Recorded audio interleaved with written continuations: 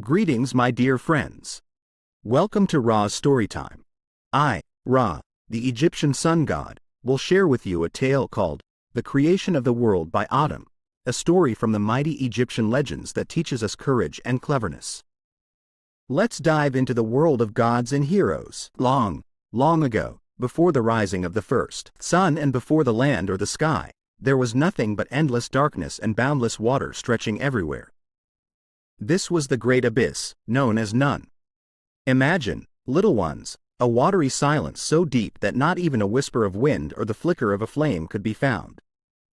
The water was cool and mysterious, with currents that curled and twisted in never-ending patterns, and the space above was as black as obsidian. In the heart of this endless sea, a spark of possibility stirred, for even within the deepest shadows, the light of creation yearned to be born.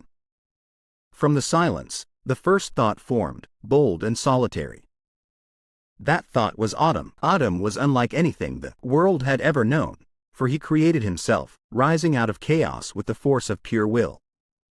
He had no mother nor father, no sister nor brother, and yet he was filled with life and purpose.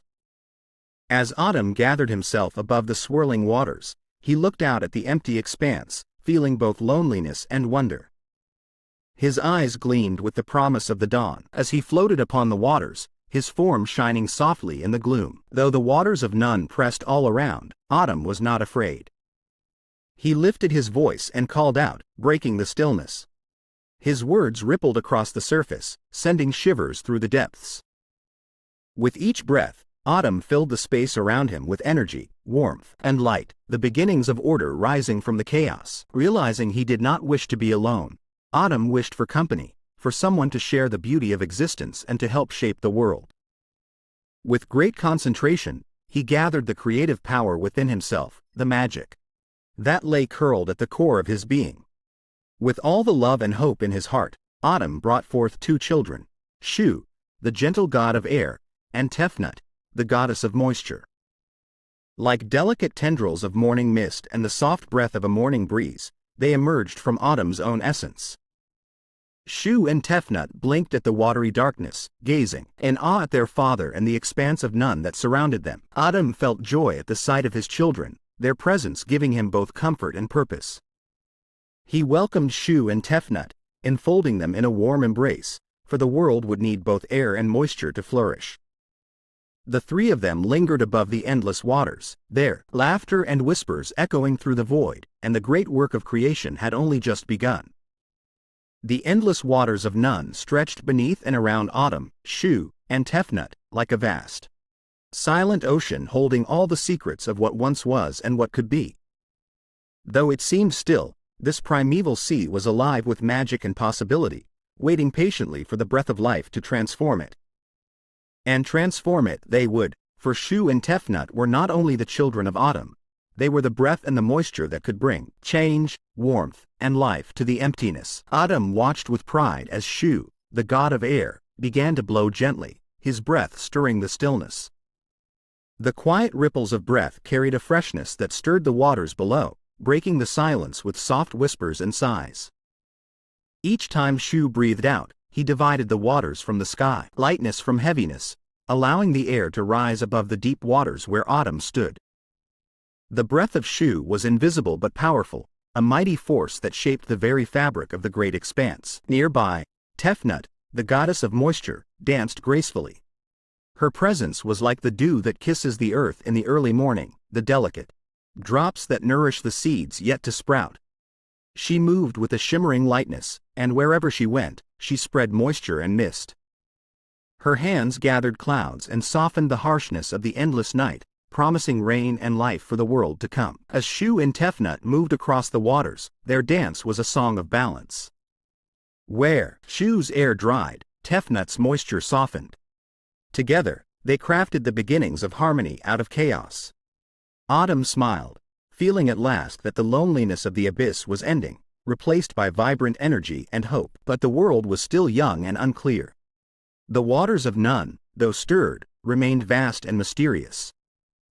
Atum knew harder tasks yet remained. From the growing realm between air and moisture, where sky met sea, they must create the land where life could thrive. It was not enough to bring air and water alone. There needed to be earth, a stable place for plants and animals, gods and humans. And so, with determination shining bright in his eyes, Atum reached deep into himself, gathering more of his divine essence. Slowly, he molded the form of the world from the chaos. First came the gentle rise of the first hills and valleys, smooth and wide, like the back of a great cosmic lion sleeping in the deep.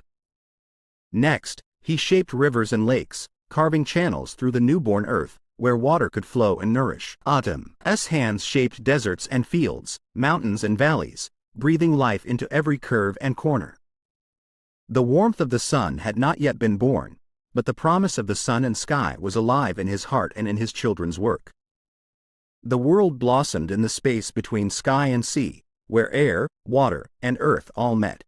Above them all, Atum knew the next great step would be to bring order and to name the things that had been formed, for the gift of knowledge would give the world meaning. But for now, the mighty god smiled with pride at Shu's rains and Tefnut's mist, at the land he had formed out of swirling waters. The chaos was no longer wild and wild alone. It was tamed and transformed. From the dark waters, life and order blossomed, echoing the strength of Atum's heart and the breath of his children. The world shaped by Atum, Shu, and Tefnut began to pulse with new life, though still quiet and waiting. Atum looked down upon the land and water, the air and moisture mingling gracefully. It was a place filled with promise, where one day trees would grow tall, animals would roam free, and people would walk beneath the sky. But before the world could truly flourish, Atum knew he must bring forth the gods who would watch over its many parts. From himself, Atum called forth more children: Geb, the god of the earth, and Nut, the goddess of the sky. Geb sprang from the land itself, his strong form rising from the ground and blending perfectly with the soil and stone. Nut reached upward, her great body arching across the sky, brilliant with stars that twinkled like tiny lanterns in the night. Atum smiled, for even as he grew older, his heart was filled with the joy of creation. He watched as Geb and Nut embraced, a sacred union that brought forth the sun, moon, and stars, the passage of days and nights, the seasons of growth and rest. With Geb's earth and Nut's sky joined in harmony, the world was alive with order, a place where life could grow strong and flourish. Yet this harmony did not come without challenge. Nun's chaotic waters still whispered in the background, reminding all that the world's balance was precious and must be cared for. Atum taught his children the importance of order and respect for the world they built. This order is what keeps the sun rising each day and the rains falling just right, what lets crops grow tall and rivers flow steady. And so, my dear friends, this is how the world came to be. From the dark waters of Nun rose Atum, the self-created god, who brought forth the first gods: air, moisture, earth, and sky, and from them, the sun, moon, and stars. Out of the chaos of endless waters, order and life blossomed, a beautiful garden for gods and humans alike. Remember, like Atum who faced the emptiness with courage and brought forth light and life, we too can bring order and kindness into our own world. It is through courage, creativity, and care that we shape the world around us, just as the gods once did. I hope you enjoyed this story about the creation of the world by Atum. The lesson we learned today is that from even the greatest chaos, with courage and wisdom, we can create order, life, and hope. Remember to carry this wisdom with you. Join me again soon for more tales from the Egyptian legends. Till I see you again, farewell, my dear friends. If you enjoyed this episode, please consider subscribing and clicking the bell icon next to the subscribe button to receive notifications whenever a new story is posted. Don't forget to share your thoughts about this tale in the comments. It really helps us keep bringing you more wonderful stories.